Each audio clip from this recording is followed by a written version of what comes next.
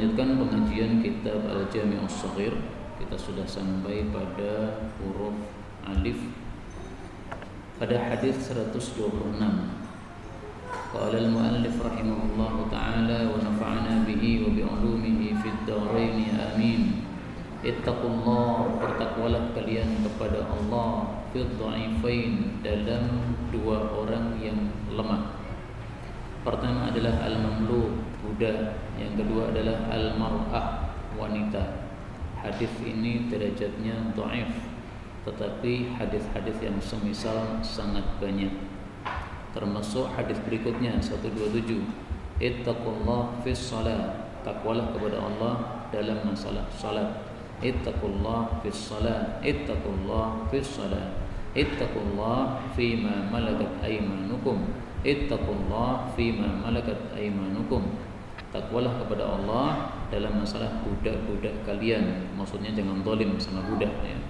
Ittaqullah fid dha'ifain, takwalah kepada Allah dalam masalah dua orang yang lemah, yaitu al-mar'atil armalah, wanita janda, was-sabiyil yatim, dan anak kecil yang yatim. Nah, ini hadis menguatkan hadis sebelumnya. Yang dimaksud armalah itu adalah wanita janda yang miskin.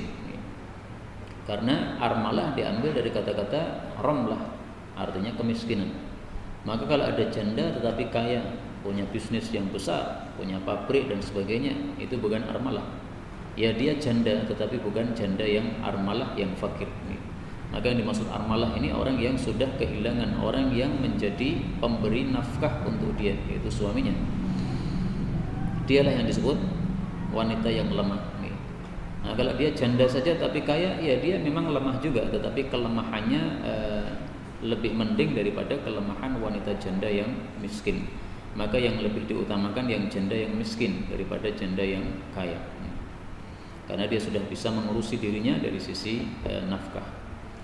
Hadis berikutnya 128. Ittaqullah, takwalah kepada Allah, wasallu khamsakum, dan salatlah 5 waktu, wasumu syahrakum, dan puasalah bulan Ramadan kalian, wa addu zakata amwalikum, dan tunaikanlah zakat harta kalian. Ini mencakup zakat harta yang wajib karena nisab, juga mencakup harta zakat fitrah ya, karena itu juga termasuk zakat harta. Thayyibatan, dalam keadaan rela, biha, terhadap zakat tadi, anfusukum, diri-diri kalian ya, jadi jangan merasa pelit di dalam mengeluarkan kewajiban zakat. Itu adalah kewajiban. Wa ati'u, taatlah kepada dza amrikum, pemimpin kalian. Umara atau ulul amri, itu dza amrikum ya, dan ini mencakup dua, pemimpin dan ulama. Tadkhulul jannata rabbikum, kalian akan masuk ke dalam jannahnya Allah Subhanahu wa ta'ala. Jadi kunci untuk masuk jannah adalah apa yang sudah disebutkan ini. Pertama takwa, kedua salat, ketiga puasa, keempat zakat, kelima taat kepada ulil amri. Ulil amri khalifah, amirul mukminin. Nah, sekarang tidak ada khalifah, tidak ada amirul mukminin, maka para ulama karena ulil amri ada dua macam, ada ulama, ada umara. 129. Ittaqullah, takwalah kepada Allah, wasilu arhamakum, sambunglah kerabat-kerabat kalian. Hadis ini disahihkan oleh Al-Albani. Yang dimaksud menyambung kerabat atau silaturahmi itu adalah melakukan sesuatu yang menyebabkan hubungan ini semakin baik antara kita dengan kerabat kita. Maka ucapan salam itu sudah termasuk silaturahim. Kalau misalnya ada keluarga kita yang jauh di Arab misalnya tinggalnya, mas kita sendiri di Arab, nah jangan gara-gara dia di Arab nggak pernah sambung sama sekali. Dikirim salam, assalamualaikum, gimana kabar. Nah, ini termasuk silaturahim. Dan silaturahim sudah pernah kita bahas, hukumnya ada wajib, ada sunnah. Apabila kerabat itu adalah kerabat yang mahram, maka silaturahmi di sini hukumnya adalah wajib. Tetapi kalau kerabatnya kerabat yang tidak mahram, maka silaturahmi hukumnya sunnah. Saya dengan Pak Lek saya, itu silaturahmi wajib bagi saya karena dia mahram dengan saya. Seandainya dia perempuan, saya tidak boleh menikahi dia. Tapi saya dengan sepupu saya, yaitu anaknya paklik saya tadi. Nah, tidak wajib untuk silaturahim, ya, karena dia tidak mahram. Ya. Tapi silaturahmi bagus, nggak ada masalah. 130. Ittaqullah, takwalah kepada Allah. Fa inna, karena sesungguhnya akhwanakum, orang yang paling khianat di antara kalian, indana, di hadapan kami atau menurut kami, adalah man talabal amal, orang yang meminta jabatan. Amal pekerjaan ini maksudnya jabatan. Hadis sahih. Jadi di masa Nabi, jabatan-jabatan itu tidak pernah diberikan oleh beliau ketika orang meminta. Justru meminta itu malah dijauhkan dari Nabi. Karena jabatan atau tugas ini sesuatu yang berat, tanggung jawab. Orang meminta sesuatu yang berat, ini berarti ada udang di balik batunya ini. Maka Nabi tidak pernah memberikan izin kepada orang yang minta jabatan atau minta pekerjaan. Ya Rasulullah, saya jadikan sebagai amil zakat. Nah, Nabi enggak mau. Kenapa? Kamu minta amil zakat ini kenapa ini? Ya. Ini adalah tanggung jawab berat ini. Nah, maka yang terjadi sekarang ini adalah orang-orang khianat. Karena pemimpin-pemimpin sekarang ini kan mereka menampilkan dirinya kan, ya, mengiklankan dirinya, pilihlah saya. Yaitulah yang disebut akhwanakum, paling khianat di antara kita adalah orang yang minta jabatan. Minta jabatan itu pasti ada sesuatu di situ. Kenapa engkau minta jabatan? Ya mungkin adalah 1001 orang yang ingin mengubah, ya. Tapi rata-ratanya kan orang-orang jelek, maksudnya orang-orang yang tidak jujur. Dan biasanya orang-orang yang ingin mengubah pun juga lama-lama akan terhanyut pada kelompok orang-orang yang buruk tersebut. 131, ittaqu, hindarilah al-baula, air kencing. Jadi jangan sampai air kencing mengenai kita, maksudnya gitu. Fa innahu, karena sesungguhnya dia itu adalah awwalu ma yuhasab bihi, pertama kali yang dihisab al-abdu pada seorang hamba fil qabr, di kuburannya. Hadis ini derajatnya dhaif. Adapun hadis yang sahih adalah sabda Nabi sallallahu alaihi wasallam, ammatu adzabil qabri minal bauli. Sesungguhnya rata-rata siksaan kubur itu dari sebab kencing. Fatanazzahu minhu, maka bersihkanlah diri kalian dari kencing. Jadi kalau kencing, hati-hati jangan sampai mengenai tubuh kita atau mengenai celana kita, baju kita. Karena itulah diajarkan oleh Nabi kencing dengan duduk. Kenapa? Supaya tidak mengenai baju kita. Disunnahkan oleh Nabi kalau kencing itu siapkan tempat yang lunak. Jadi air seninya itu diarahkan pada tempat yang lunak. Karena kalau diarahkan pada tempat yang keras akan muncrat kembali ke kita lagi. Nah, itu disunnahkan Nabi begitu. Kenapa? Supaya terjaga dari kencing. Ini hadis yang sahih ya. Jadi itu adalah penyebab siksa kubur, bukan yang pertama kali dihisab di kubur. Adapun yang pertama kali dihisab di kubur ya pertanyaan mungkar nakir 3 itu. Man rabbuka, siapa Rabbmu, ma nabiyyuka, ma dinuka, ya 3 itu. 132, ittaqu, hindarilah al-hajarul harama, batu yang haram, fil bunyan, dalam bangunan kalian. Fa innahu, karena sesungguhnya batu haram tadi asasul kharab, adalah pokok dari kehancuran rumahmu. Jadi penyebab robohnya rumahmu itu kalau kamu pakai batu haram dipasang di situ. Kita mencuri satu batu bata, kemudian kita pasang di rumah kita. Nah, itu penyebab rumah kita nanti akan cepat roboh. Tapi ini hadis yang dhaif. Tapi intinya kalau membangun itu hendaklah kita betul-betul yakin apa yang kita pakai halal semuanya, sehingga kita memakai setiap hari bangunan yang halal untuk kita pakai. Karena kalau haram, sementara kita memakai rumah itu setiap hari, ya haram setiap hari itu. Itu sama dengan kita mengambil bajunya orang lain, kemudian kita pakai untuk salat. Salatnya sah, tapi berdosa. Kenapa? Pakai baju orang tanpa izin. Lah ini bukan pakai baju, tapi pakai rumah. Setiap hari dipakai, setiap saat dipakai, kan dosa terus itu. Nah, maka bahaya ini ya, kalau kita mengambil harta orang lain untuk kita buat bangunan rumah. 133, ittaqu, hindarilah al-haditsa anni, menyampaikan hadis dari saya, illa ma alimtum, kecuali apa yang kalian tahu. Kalau tidak tahu derajat hadisnya, udah jangan disampaikan dulu, atau disampaikan tapi jangan mengatakan sabda Nabi. Faman kadzaba alayya muta'ammidan, barang siapa yang berdusta atas namaku dengan sengaja, falyatabawwa maq'adahu minan nar, hendaklah dia siapkan tempatnya di neraka. Maksudnya dia dijamin masuk neraka.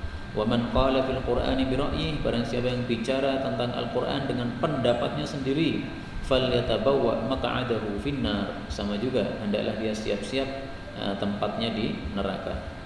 Hadis ini menunjukkan hadis ini maknanya sahih ya, meskipun derajatnya sanadnya dhaif. Sahih karena banyak hadis-hadis yang semisal ini. Tetapi untuk lafal yang ini memang lafal yang sanadnya dhaif. Hadis ini menunjukkan haramnya dua perkara. Pertama, kadzaba alayya, dusta atas nama Nabi Muhammad sallallahu alaihi wasallam. Ini berbeda dengan dusta atas nama orang lain. Karena kalau nama orang lain kita mengatakan fulan berkata begini begitu padahal tidak, itu hanya satu dusta saja. Tapi kalau dusta dengan nama Nabi, Nabi bersabda begini padahal tidak, itu sama dengan dusta dua kali ya. Dusta atas nama Nabi, kemudian atas nama Allah. Karena Nabi ngomongnya berdasarkan wahyu dari Allah. Jadi seolah-olah kita mengatakan ini Allah menetapkan begini begitu. Nah, dustanya lebih besar daripada kalau dusta hanya untuk orang biasa. Kemudian qala fil Qur'an bi ra'yi, ngomong tentang Quran dengan pendapat pribadi tanpa ada dasar, haram. Baik itu tafsir maupun qiraat, sama saja. Misalnya, menurut saya boleh ini kalimat ini dibaca dengan dua bacaan, misalnya.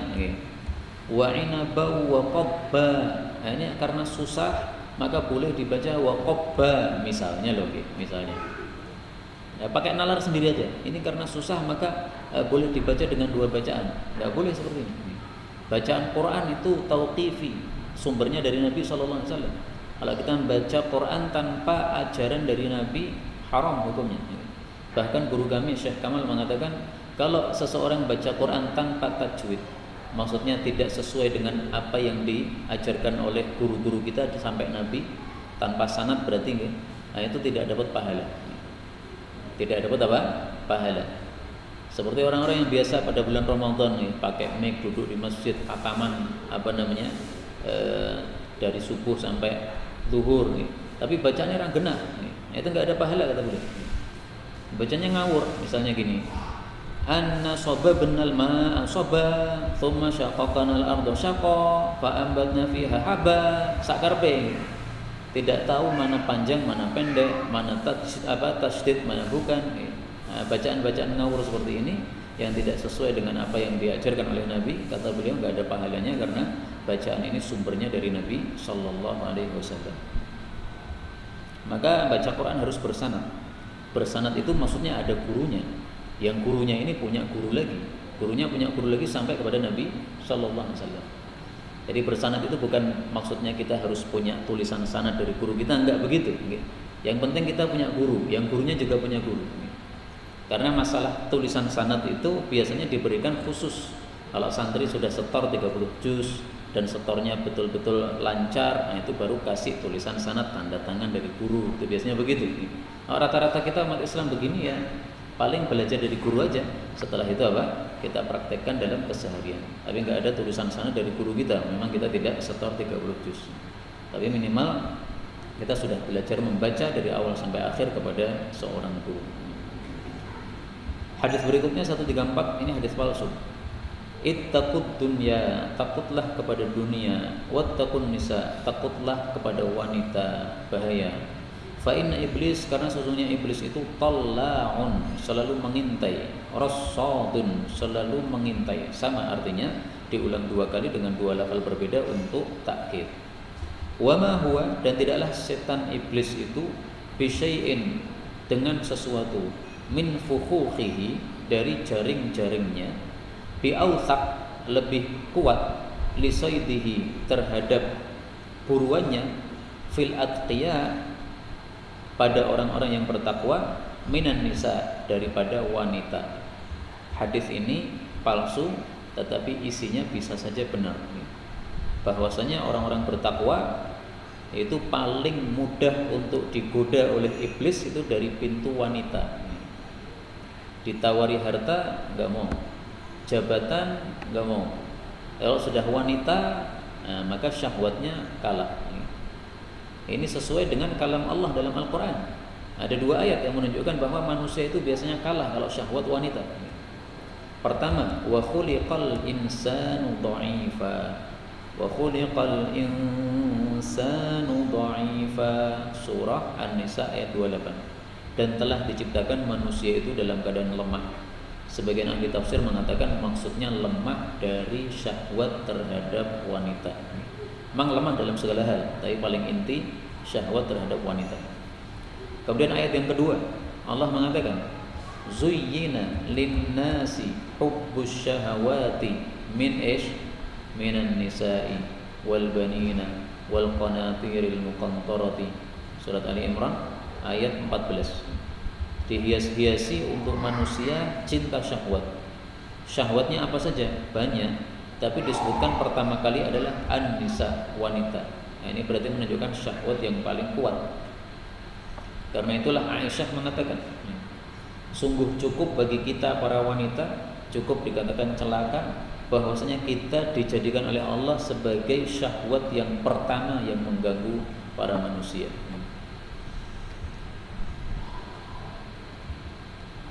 Sa'id bin Jubair Ibnul Musayyab, Sa'id bin Musayyab mengatakan, saya lebih takut berjalan di belakang wanita yang hitam dan dia budak daripada saya berjalan di belakang singa. Karena kalau berjalan di belakang singa paling-paling mati sudah selesai. Tetapi kalau berjalan di belakang wanita maka syahwatnya kalah, akhirnya berzina, naudzubillah, dan seterusnya, dosa, masuk neraka, kekal. Bisa kekal, bisa tidak, tergantung dosanya. Kalau dosa kafir ya kekal, kalau tidak ya tidak. Maka lebih bahaya berada di belakang apa? Wanita. 135. Ittaqu dzulma, hindarilah zalim. Fa inna dzulma, karena zalim itu dzulumatun, menjadi kegelapan yaumul qiyamah, pada hari kiamat nanti. Jadi zalim itu haram karena menyebabkan kegelapan pada hari kiamat. Apa yang dimaksud kegelapan? Ada 2 makna. Makna zahir ya betul-betul kegelapan. Karena di akhirat nanti kita sangat butuh kepada sinar, di mana ada jembatan di atas neraka jahanam yang lebih tipis daripada sehelai rambut, lebih tajam daripada pedang. Kalau kita nggak punya sinar, nggak bisa lewat. Perlu sinar. Sangat gelap gulita. Maka ini zulumat, berarti bahaya sekali. Makna yang kedua, kata-kata zulumat dalam bahasa Arab itu biasa digunakan untuk arti kesulitan-kesulitan, kesukaran-kesukaran.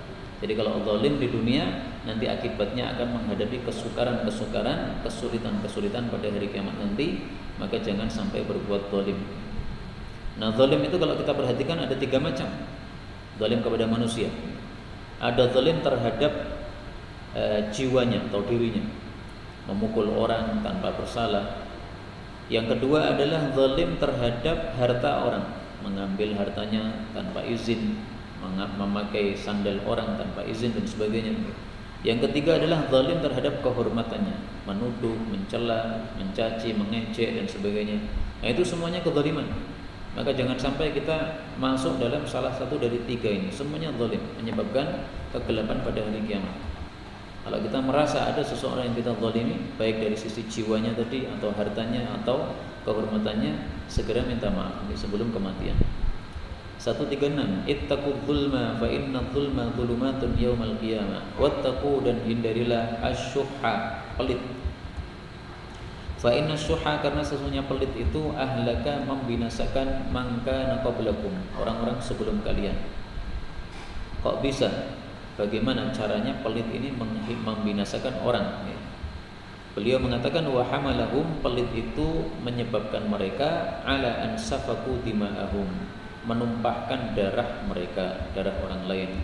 Wastahallu maharimahum, dan menghalalkan keharaman-keharaman mereka. Orang kaya semestinya zakat, enggak mengeluarkan zakat. Orang miskin marah, akhirnya dibunuh hartanya, diambil hartanya. Itu gara-gara pelit. Asyuh itu adalah pelit yang disertai dengan rakus. Sudah kaya masih rakus, ngambil harta milik orang. Bisnisnya tidak bersih. Bisnisnya dengan membunuh bisnis orang lain. Nah, akhirnya apa? Bentrok, mati juga, saling membunuh. Nah, itulah pelit seperti itu. Seseorang masing-masing memberikan apa yang dia wajib untuk berikan, insya Allah tidak akan terjadi seperti itu. Nah, supaya kita tidak pelit, para ulama sudah buat kaidah. Kaidahnya gini: man aiqana bil khalaf jada bil atiyah. Siapa yang yakin mendapatkan ganti dari Allah, dia akan mudah memberikan pemberian. Siapa yang yakin diganti oleh Allah, dia akan dermawan untuk memberikan pemberian. Allah sudah menjaminkan dalam Al-Quran. Allah mengatakan apa? Wa ma anfaqtum min syai'in fahuwa yukhlifu. Surat Saba ayat 39. Apapun yang kalian infakkan, maka Allah akan menggantinya. Nah, maka para ulama buat kaidah gitu. Siapa yakin diberi ganti oleh Allah, dia akan mudah memberikan pemberian, terutama kepada keluarganya, okay? Anak istrinya ini kan tanggungan. Nah, maka jangan terlalu sedikit memberikan kepada keluarga, jangan sampai keluarga kelaparan. Karena kalau begitu berarti selain kita zalim juga tidak segera diberi ganti oleh Allah Subhanahu wa taala.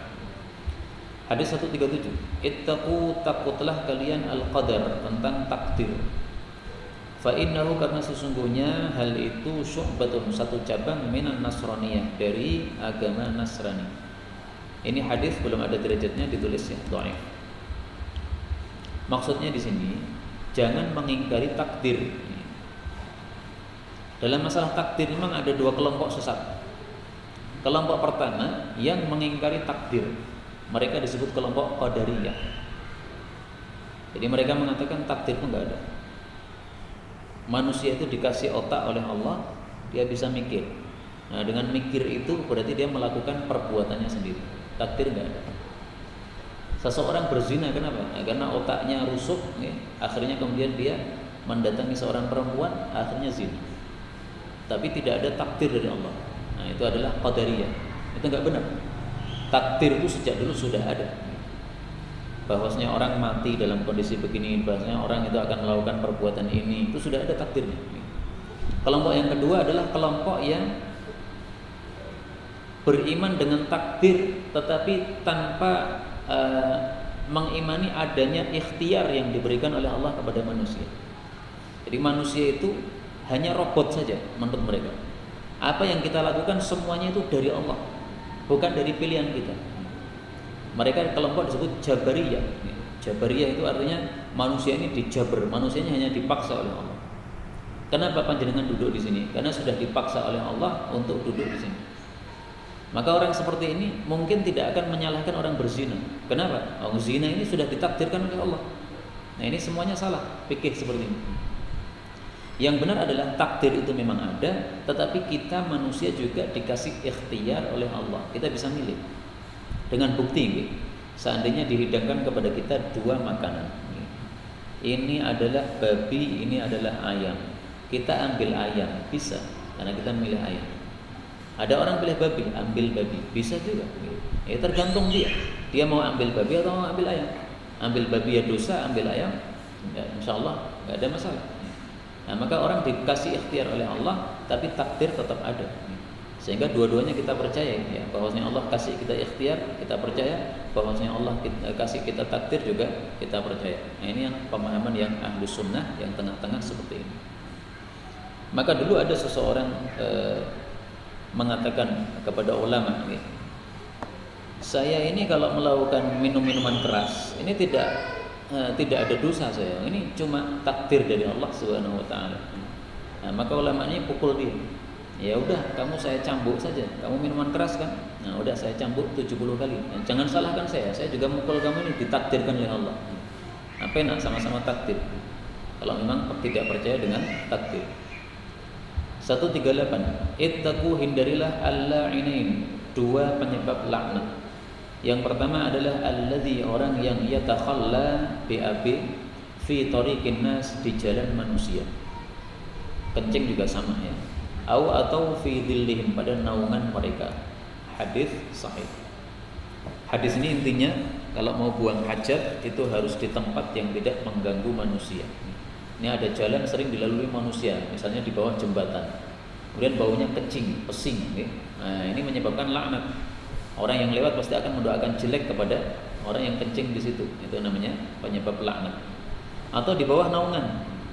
Biasanya ada pohon besar, orang-orang bernaung di situ. Nah, orang sengaja kencing di situ, yaitu nanti mendapatkan laknat. 139 ittaqul mala'in ats-tsalats. Hindarilah penyebab tempat-tempat penyebab laknat yang 3. Pertama, al-baraz BAB fil mawarid, pada sumber-sumber air. Wa qari'atit thariq, dan tengah jalan. Wa dhil, dan naungan. Hadis ini sama dengan sebelumnya, hanya ada tambahan al-mawarid. Al-mawarid ini adalah sumber air. Jadi misalnya di Klaten ya, terkenal ada Cokro itu dan sebagainya. Nah, sumber air di situ malah ditelai. Ini menyebabkan orang marah. Oh, ini orang biasanya ngambil air dari sini malah dikotori, menyebabkan laknat. 140 ittaqul mala'in ats-tsalats. Ayyak'ada ahadukum, bahwasanya seseorang duduk ini maksudnya duduk buang hajat. Fi dhillin, pada satu naungan, yustadhallu fi, yang digunakan naungan. Tapi kalau naungannya tidak digunakan naungan, enggak apa-apa, tidak mengganggu. Au fi tariqin, atau di jalan, au fi naq'i ma'in, atau pada kumpulnya air. Naqa' itu adalah kumpul. Maksudnya air yang berkumpul ya, seperti tadi sumber air dan sebagainya. Hadis ini sahih juga. Jadi intinya apapun yang mengganggu orang lain jangan sampai kita melakukan. Nah, sekarang ini hadis-hadis seperti ini mungkin tidak begitu ada yang melakukan. Ya ada, masih ada yang melakukan. Tapi sekarang ini kan kamar mandi sudah ada, sudah siap. Nah, maka untuk kita yang lebih penting adalah bukan hadis-hadis ini, tapi bagaimana kita gunakan kamar mandi itu jangan sampai mengganggu orang. Jangan sampai kita menggunakan kamar mandi masih meninggalkan bekas. Orang masuk jadi nggak jadi masuk. Kenapa? Ada sesuatu yang masih nangkring di situ. Apakah nempel di temboknya kah? Ataukah masih ngambang di situ? Manusia kan macam-macam, Pak. Ada yang jijian, ada yang enggak. Ada orang yang lihat gitu ya udah ambil judul disentor. Tapi ada juga ambil gitu langsung keluar, nggak jadi. Kenapa nggak jadi? Wah, nganyal kayak yang sebelum saya. Nah, itu gara-gara apa?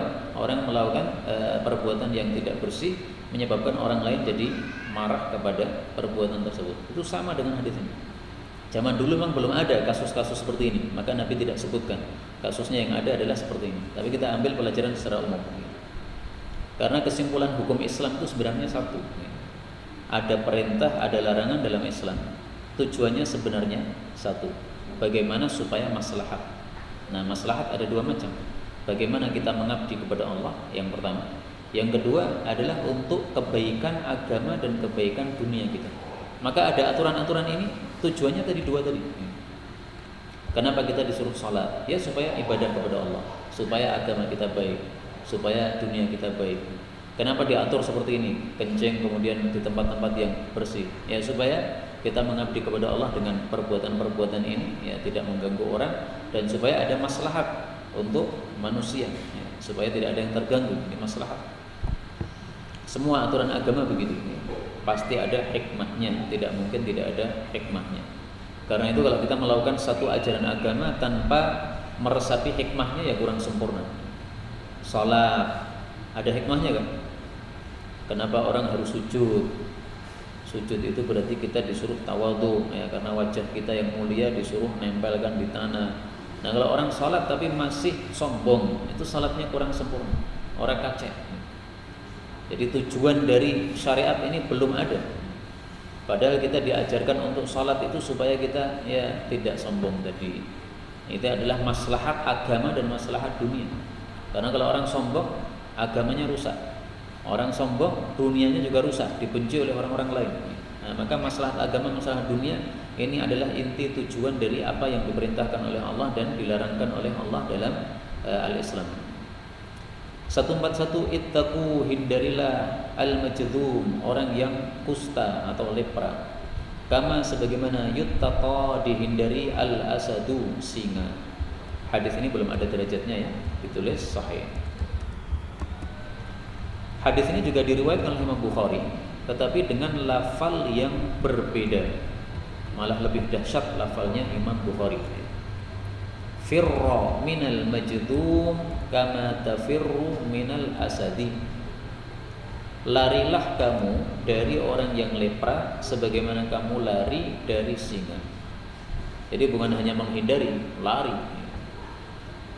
Kita berpapasan dengan orang yang penyakit lepra di satu gang, lari pindah gang lain. Ini hadis riwayat Imam Bukhari. Lari dari orang yang lepra. Kenapa? Lepra ini penyakit menular. Nah, maka ini tampaknya yang dijadikan dasar oleh orang-orang untuk mengadakan salat berjamaah di masjid-masjid dengan jarak 1 meter itu. Karena koronya ini apa? Menular. Nah, ini dalilnya nggak tepat. Karena kalau ini kan jelas, al-majdzum itu jelas. Dia orang bawa penyakit menular. Jelas dia bawa penyakit, kita lari. Nah, sekarang di masjid ini, apakah diketahui semuanya bawa corona? Kan enggak. Nah, kenapa diatur-atur 1 meter begitu? Ini belum waktunya untuk perlu kepada diambil jarak begitu. Ambil jarak seperti itu boleh kalau memang ada sebab yang mengharuskan. Sekarang ini belum sampai mengharuskan. Nah, maka berhati-hati, jangan apa? Salah dalil. Dalilnya kita benar, ya benar. Hadis sahih riwayat Bukhari, tapi penempatannya enggak pas, istidlalnya enggak pas. Jadi seringkali orang itu dalilnya sahih, tapi istidlalnya enggak sahih. Makai dalilnya di tempat mana enggak sahih. 142, ini hadis palsu.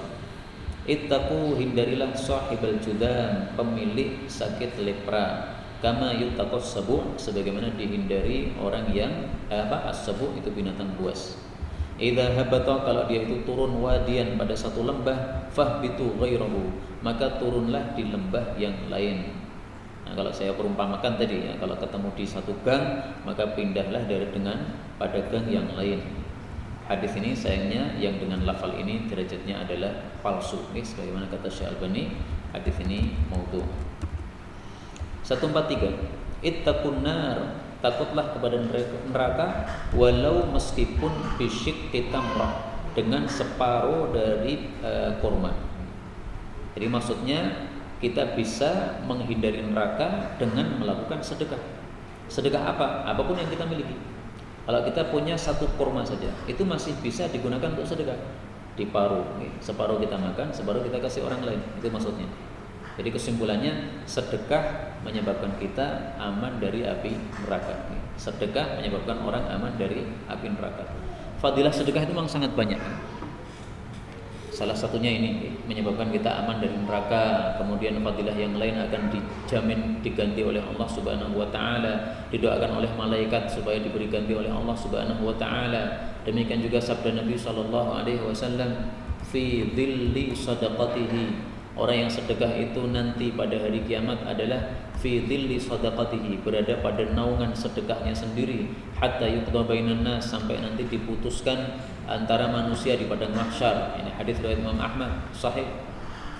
Nah, maka sedekah ini sebisa mungkin kita lakukan rutin, gitu. Rutin misalnya setiap hari ya, kita ambil berapalah 1.000, 2.000 atau seberapa pun yang kita bisa lakukan. Gitu. Karena sedekah itu memang tidak harus banyak, sesuai dengan kondisi keuangan kita. 144. Ittaqun nar, takutlah neraka walau bisyikki tamrah. Fa in lam tajidu, kalau kalian tidak mendapati separuh kurma tadi untuk sedekah, fa bi kalimatin thayyibah, maka dengan perkataan yang baik. Jadi perkataan yang baik ini pun juga menyebabkan kita aman dari api neraka. Nah, perkataan yang baik ini ada 2 macam. Yang pertama adalah baik zatnya, yang kedua adalah baik sifatnya. Kalau baik zatnya ya zikir-zikir itu ya. Subhanallah, alhamdulillah, Allahu akbar, la ilaha illallah. Ini zatnya sudah baik. Kalau yang sifatnya baik, misalnya kita ketemu orang, menyambutnya, kemudian tersenyum kepadanya, bertanya bagaimana kondisi Anda, sudah sehat belum? Nah, kalau ada keperluan bisa saya bantu enggak, dan sebagainya. Ini kalimat yang baik dari sisi sifatnya. 145, termasuk kepada istri kita ya, masuk rumah kemudian senyum. Nah, ini termasuk satu amalan baik yang insyaallah bisa menyelamatkan dari api neraka, ada pahalanya. Ittaqud dunya, hindarilah dunia. Fawalladzi nafsi biyadihi, demi zat yang jiwaku di tangannya, itu demi Allah. Innaha, sesungguhnya dunia, la ashar, sungguh lebih menyihir, min Harut wa Marut, daripada Harut dan Marut. Hadis ini derajatnya dhaif ya, belum ada derajatnya, ditulis sendiri. Adapun Harut Marut ini sudah diceritakan dalam Al-Qur'an. Tapi menurut guru kami, Syekh Kamal, bahwa Harut Marut ini bukan malaikat. Yang terkenal kan malaikat ini. Wa ma unzila 'alal malakaini bi Babila Harut wa Marut. Kenapa? Karena ada bacaan yang lain. Wa ma unzila 'alal malikaini. Malak artinya malaikat. Malik artinya raja. Al-qiraat yufassiru ba'dahu ba'dan. Qiraat itu satu sama lain bisa saling menafsirkan. Nah, maka yang dimaksud di sini bukan malaikat yang kita kenal, karena malaikat itu nggak punya syahwat. Padahal ini kan kasusnya malaikat ketika melihat manusia begitu itu dia pengen kemudian mencoba bagaimana kalau saya jadi manusia. Nah, akhirnya jadi manusia, diberi syahwat oleh Allah, akhirnya kemudian malah tersesat. Nah, malaikat yang kita tahu nggak punya syahwat mereka tidak pernah maksiat kepada Allah Subhanahu Wa Taala. Maka kata beliau ya, al-malakain ini adalah al-malikain, dua raja di kota Babil, namanya Raja Harut dan Raja Marut. Mungkin orang berkata, bukankah bacaan malikain itu bukan bacaan mutawatir, tapi bacaan yang syadz? Nah, saya jawab, bacaan yang syadz itu bisa digunakan untuk tafsir, nggak bisa digunakan untuk tilawah. Jadi nggak boleh kita membaca wa ma unzila 'alal malikaini, nggak boleh, karena malikain bacaannya tidak mutawatir. Tapi untuk tafsir nggak apa-apa. Jadi uniknya qiraah yang syadz itu adalah dia bisa dijadikan hujjah untuk bab tafsir. Tapi kalau untuk bab tilawah nggak bisa, karena bacaan Quran ini adalah sesuatu yang ta'abbud, ibadah mahdhah ya, maka kita harus sesuai dengan aturan tauqifi. Wallahu a'lam bishawab. Maka berhati-hati ya kalau untuk menafsirkan, jangan pakai Israiliyat. Israiliyat itu boleh diceritakan tapi jangan untuk tafsir. Harus dibedakan antara menceritakan Israiliyat dengan menafsirkan Quran dengan Israiliyat. Enggak sepantasnya kita tafsirkan Quran dengan Israiliyat. 146. Ittaqu, hindarilah baitan, rumah, yuqalu lahu, yang dinamai al-hammam, pemandian umum. Zaman dulu pemandian umum itu air panas, pemandian air hangat. Maka diambil kata-kata hammam dari kata-kata humma, panas. Faman dakhalahu, barang siapa yang memasuki pemandian umum, falyastatir, hendaklah dia menutup auratnya. Hadis sahih. Jadi muslim boleh enggak renang di tempat umum? Boleh, tapi ada aturannya. Aturannya dua. Pertama, dia nutup aurat. Aurat laki-laki dari mana? Dari pusar sampai dengan lutut. Jadi paha ini aurat, lututnya enggak. Kalau pahanya aurat, maka kalau kita renang jangan pakai celana yang terlalu pendek, yang paha kita masih terlihat. Ini berarti tidak melaksanakan hadis ini. Falyastatir. Ini perlu berhati-hati. Karena sering kita lihat umat Islam renang tapi kemudian celananya pendek sekali, pahanya kelihatan. Itu sudah melanggar hadis ini, tidak menutup auratnya. Ini aturan pertama. Aturan yang kedua, jangan kita bawa istri kita untuk ke kolam renang, pemandian umum, jangan. Karena Rasulullah mengatakan, wa man kana yu'minu billahi wal yawmil akhir, siapa iman kepada Allah dan hari akhir, fala yudkhil, jangan memasukkan halilatahu, istrinya, al-hammam, ke pemandian umum. Hadis riwayat Tirmidzi sahih. Perempuan ini kan bentuk tubuhnya beda dengan laki-laki. Kalau dia nyemplung ke air, nah itu bentuk tubuhnya akan terlihat. Ini yang menyebabkan tidak boleh. Kalau laki-laki ya badannya terlihat nggak ada masalah, bukan aurat. Tapi perempuan dadanya terlihat, ngepres bentuknya, nah itu sudah haram seperti itu. Maka kalau mau mengajak istri ke kamar ke kolam renang, itu yang dipisahkan lagi dengan perempuan. Ada temboknya, laki-laki, perempuan, nggak kelihatan. Tapi kalau hanya dipisahkan yang satu selatan, yang satu utara, tapi tempatnya satu, saling bisa saling melihat, tetap haram itu. Istri nggak boleh diajak ke sana. Kalau diajak nekat masuk situ, berarti dosa. Pulang bawa dosa. 147. Ittaqu, hindarilah zallatal alim, tergelincirnya orang alim.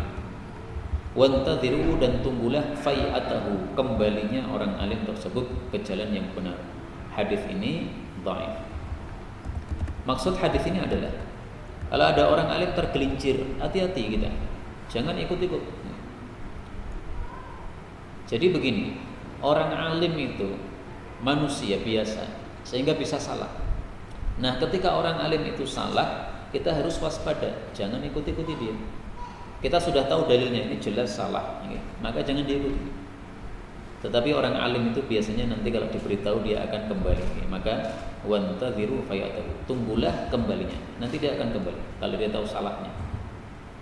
Tapi kalau tidak tahu salahnya, ya pasti akan tetap mengatakan seperti itu. Dan ini terjadi dalam semua bab. Dalam bab fikih pernah terjadi kesalahan orang alim. Dalam bab qiraah Quran pernah terjadi kesalahan orang alim. Dalam bab apa lagi? Macam-macam, segala macam ilmu. Ada orang-orang salah di situ. Contoh misalnya dalam bab tajwid. Dulu-dulu orang membaca min ba'di. Ini selalunya nonnya menjadi mim. Tiba-tiba muncul pendapat baru. Karena nun ketemu mim, ketemu ba, ini adalah hukumnya ikhfa. Namanya ikhfa itu samar. Samar berarti tidak boleh mulut bibir dengan bibir menempel. Maka harus ada jeda gitu. Mim enggak boleh nempel gitu. Nah, itu adalah satu kesalahan orang alim. Dia ahli qiraat terkenal, namanya enggak usah saya sebutkan, gitu. Pokoknya ahli qiraat sudah wafat lah, ahli tajwid yang dikenal di seluruh dunia ini. Tapi dia salahnya kenapa? Gara-gara mikir dengan akalnya saja. Namanya apa sih? Ikhfa. Loh, ikhfa itu kan sama. Berarti enggak boleh idgham namanya. Tidak boleh mim. Kalau ini kan sudah berubah mim, berarti bukan ikhfa lagi. Nah, itu kan pakai nalar. Sementara sejak zaman dulu kala sampai zaman hari ini, namanya orang membaca mim ba'du itu selalu bibirnya ketemu. Dari gurunya terus sampai dari Nabi itu begitu cara membacanya. Enggak ada yang memberikan jeda antara dua bibir. Nah, ini contoh kesalahan orang alim. Nah, itu jangan diikuti. Kalau orang alim sudah salah, apalagi alimnya alim yang terkenal, nah itu biasanya kesalahannya akan menyebar kemana-mana, diikuti oleh banyak orang. Ini bahaya. Maka kita yang tahu bahwa itu salah, jangan mengikuti. 148. Ittaqu, hindarilah da'watal madlum, doanya orang yang terzalimi. Fa innaha, karena sesungguhnya doa tersebut tuhmalu, dibawa 'alal ghamam, di atas awan, naik ke langit. Yaqulullah, Allah berkata, wa izzati wa jalali, demi kegagahanku dan keagunganku, kemuliaanku, la amsurannaka, sungguh betul-betul aku akan menolong kamu, walau ba'da hinin, meskipun setelah beberapa waktu. Hadis ini derajatnya sahih, belum ada tulisannya ditulis sendiri sahih. Jadi doa itu naik ke langit, sebagaimana kalam Allah dalam Al-Quran, ilaihi yas'adu al-kalimut thayyib. Surat apa? Ilaihi yas'adul kalimut thayyib, surat Fatir ayat 10. Hanya kepada Allah naik perkataan yang baik. Wal amalus shalihu yarfa'u, amal soleh mengangkatnya. Doa termasuk perkataan yang baik, maka doa kita naik ke langit kepada Allah Subhanahu wa taala. Nah, kalau doanya orang yang terzalimi naik dan dijamin oleh Allah dikabulkan. 149. Ittaqu da'watal mazlum, hindari doanya orang yang terzalimi. Fa innaha, karena sesungguhnya dia itu tas'adu ila sama, naik ke langit, ka'annaha syararatun, seolah-olah dia percikan api. Maksudnya apa? Naiknya cepat. Kalau kita bakar kayu, ada percikannya, larinya cepat naik. Nah, demikian juga doanya orang yang terzalimi, cepat naik ke atas, cepat dikabulkan oleh Allah Subhanahu wa taala. Bahkan doa dari orang kafir juga dikabulkan kalau dia terzalimi. Hadis berikutnya 150. Ittaqu da'watal mazlum wa in kana kafiran, meskipun dia orang kafir tetap dikabulkan oleh Allah. Fa innaha, karena sesungguhnya dia laisa dunaha hijabun, tidak ada di bawahnya hijab, tidak ada penutup antara dia dengan Allah Subhanahu wa taala, sehingga pasti akan dikabulkan oleh Allah Subhanahu wa taala. Inilah yang dapat kita baca pada malam hari ini, 25 hadis. Mudah-mudahan semua kita diberi taufik oleh Allah untuk bisa mengamalkan isinya. Amin ya rabbal alamin. Wallahu a'lam bissawab. Walhamdulillahi rabbil alamin. Monggo.